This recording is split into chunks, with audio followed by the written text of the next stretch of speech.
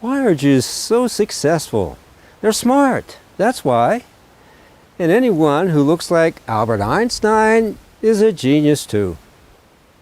Henry Ford and Thomas Edison were geniuses, but they're goys, and goys don't count.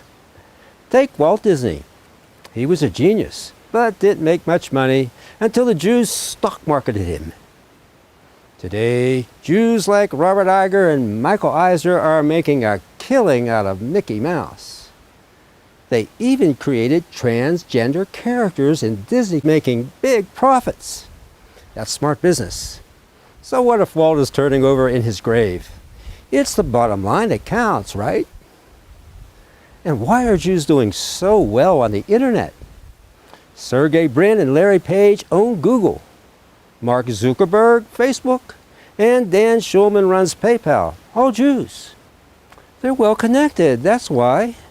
Jews are tight, and any Jew with an idea can get financing as easily as a goy can get the shaft. Am I being facetious? No.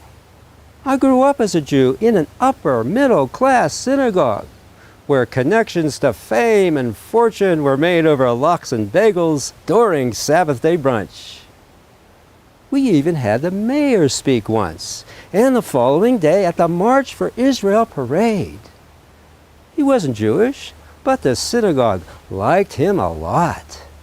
They gave him money for his campaigns, gave him good press, and even helped him with policy positions when he ran for governor.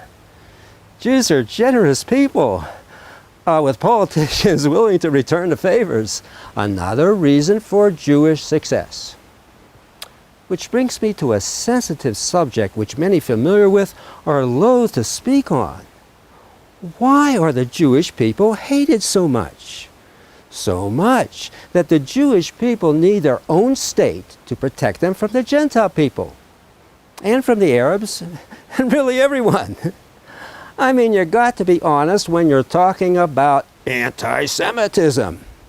For with this recent, unwarranted criticism of Israel's crimes that many are voicing, the Jewish people are being forced to run to Israel for shelter until there's not a single Jewish people left.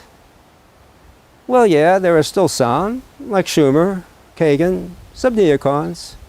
Adelson's still here. But we're losing the best and the brightest of them due to these outbreaks.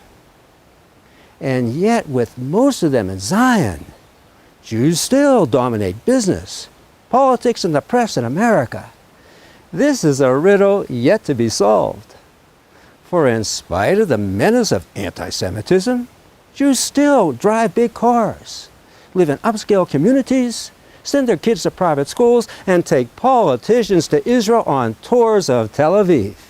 And if Trump gets in, next year in Jerusalem, Seder's served at the embassy at 30 pieces of silver a plate. I'm no bigot. Riddles for yiddles are so easily cracked.